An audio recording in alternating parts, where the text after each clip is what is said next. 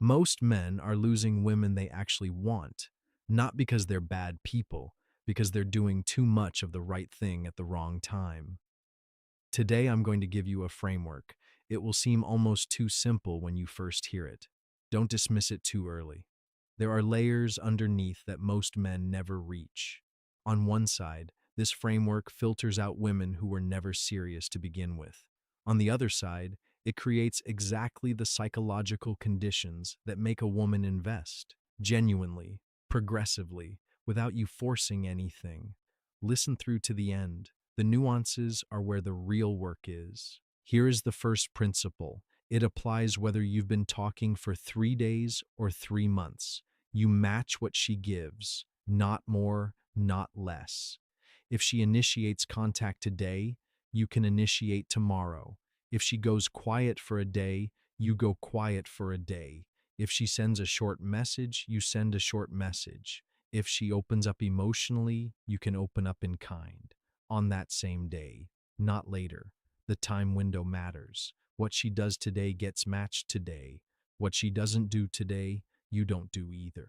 This is not punishment. This is calibration.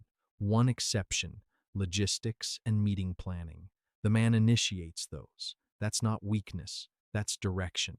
Most men operate on one of two extremes. The first extreme, total withdrawal. He's been told to be mysterious, so he barely responds. Acts uninterested, refuses to show any warmth. She reaches out 5 times, gets nothing back that feels real, gives up.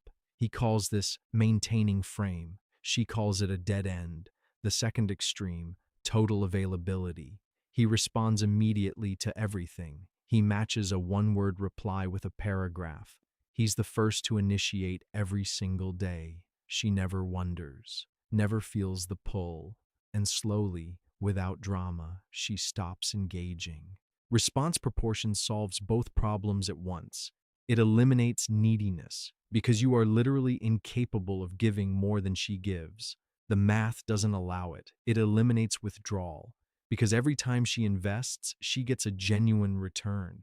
She learns something. When I put something in, something comes back. This is positive reinforcement operating at the structural level, not the emotional level. You're not trying to make her feel good in the moment. You're building a pattern she can feel but not fully explain. Proportion alone creates balance, but balance is not enough. You need a slight, consistent tilt in your direction, not manufactured, not performed, built into the structure of every interaction. 3 specific adjustments. First, you end every interaction first, every call, every conversation, every date. You're the one who says I have to go before she does. Not rudely, not abruptly, but you end it. This leaves her wanting slightly more than she got. That slight deficit. That's where interest lives. Second, 1 in every 3 calls, you don't answer immediately. Let it ring. Call back in a few minutes. Say you were in the middle of something. This communicates, at the level below logic, that your attention has to be available for it to be given. A man who always answers on the first ring tells a woman everything. He doesn't intend to, but the signal is there. Third, never bring up the relationship yourself. Don't suggest becoming official. Don't ask what this is. That conversation happens when she initiates it. And if she never initiates it, that is also information worth having. Let her be the one who wants more. That's not manipulation.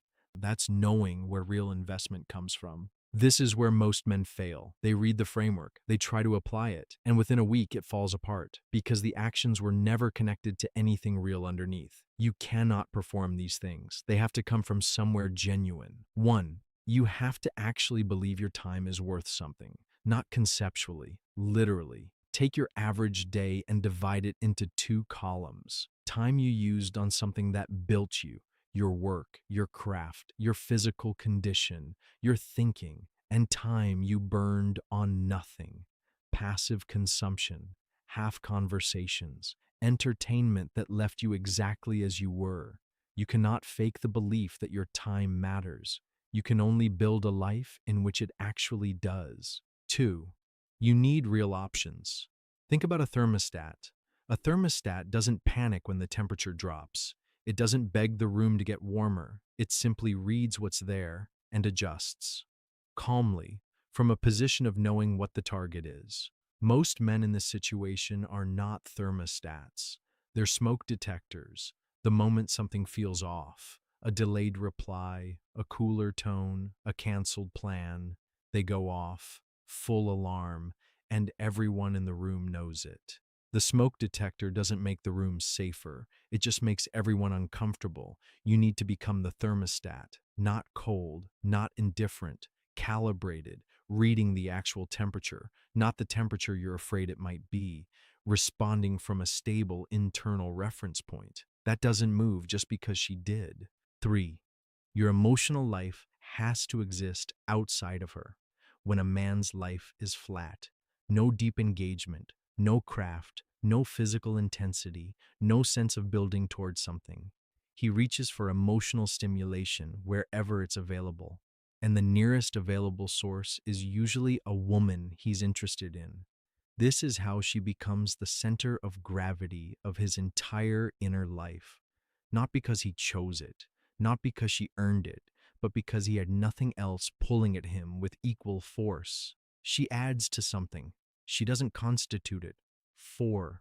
Find where your need for sacrifice belongs. When a man has no outlet for this instinct, no mission, no craft, no cause, he pours it into a woman. He makes her his project. He tries to fix her, save her, complete her. He calls this love. It is not love. It is a need in the wrong container. Find the thing that deserves this from you, the work that matters, the discipline that costs you something real. When that container exists, and only when it exists, the instinct stops spilling into places it was never meant to go. None of this is a performance. The man who does these things as technique will be found out, not because women are suspicious, because inauthenticity has a texture. People can feel it even when they can't name it. A man like that doesn't need to calibrate his response times as a trick. He calibrates them because he actually has things to do. A man like that doesn't need to end calls first as a technique. He ends them because his life continues after the call. A man like that doesn't need to become a thermostat deliberately. He already is one, because he built a life with a stable internal temperature. The framework is real, but the framework only works when the man behind it is real. Think about a fire. A real fire generates its own heat. It doesn't need to perform warmth. It doesn't need to convince anyone it's burning. You either feel it or you don't, and people move toward it, not because it's trying to attract them, but because it's genuinely producing something. Most men in relationships are not fires, they are space heaters, plugged in, dependent on an external source, producing a simulation of warmth that disappears the moment the outlet is gone. Build the fire, not for her, for you. Everything else, her attention, her investment, her fear of losing you, that is what happens naturally when a real fire is burning. You don't chase warmth toward a fire, you just get close.